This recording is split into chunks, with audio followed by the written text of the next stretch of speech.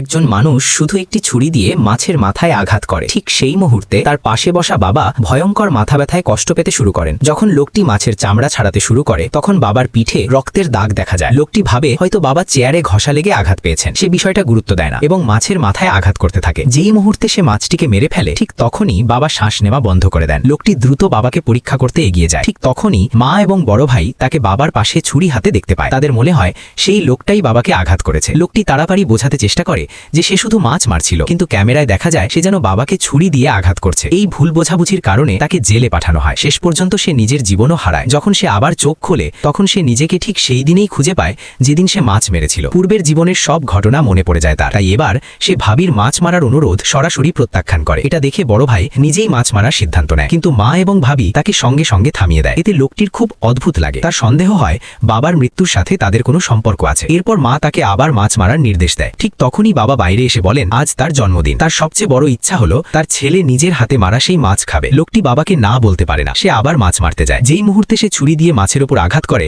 বাবার আবার আগের জীবনের মতো অসহ্য মাথা ব্যথা শুরু হয়। কিন্তু বাবা বলেন এটা তার পুরনো অসুখ। লোকটির ভয় হয় আগের জীবনের ঘটনাই আবার ঘটতে যাচ্ছে। তাই সে চুপি চুপি মোবাইল বের করে সবকিছু রেকর্ড করতে শুরু করে। তারপর সে মাছের চামড়া ছাড়াতে থাকে। হঠাৎ বাবা শ্বাস নিতে পারছেন না। লোকটি দ্রুত কাছে গিয়ে দেখে। সে মাকে জিজ্ঞেস করে আপনি সাহায্য করছেন না কেন? মা বলে তার গলায় বীজ আটকে গেছে। এটা শুনে বড় ভাই দ্রুত বাবাকে সাহায্য করে। বাবা সঙ্গে সঙ্গে দুটো বীজ বের করে ফেলেন। একটার পর একটা অদ্ভুত ঘটনা লোকটিকে খুব ভয় পাইয়ে দেয়। তাই সে ঘোষণা করে সে আর মাছ মারবে না, সে মাছটিকে ছেড়ে দেবে। এটা দেখে বড় ভাই এগিয়ে এসে মাছটিকে সরাসরি মেরে ফেলে। কিন্তু আশ্চর্যের বিষয় বাবার কিছুই হয় না। এরপর লোকটি বাবার জন্য ভাজা মাছ রান্না করে, কিন্তু বাবা শুধু একটুকরোই খান। হঠাৎ তার মুখ থেকে রক্ত বের হতে থাকে এবং তিনি মাটিতে পড়ে যান। লোকটি ভীষণ অবাক হয়ে যায়। যখন পুলিশ আসে সবাই বলে লোকটি তার বাবাকে বিষ খাইয়েছে। পুলিশ যখন তাকে নিয়ে যেতে শুরু করে লোকটি বলে তার কাছে প্রমাণ আছে, সে নিজের নির্দোষিতা প্রমাণ করতে পারবে। সত্যটা জানতে চাইলে আমার চ্যানেলটি সাবস্ক্রাইব করুন।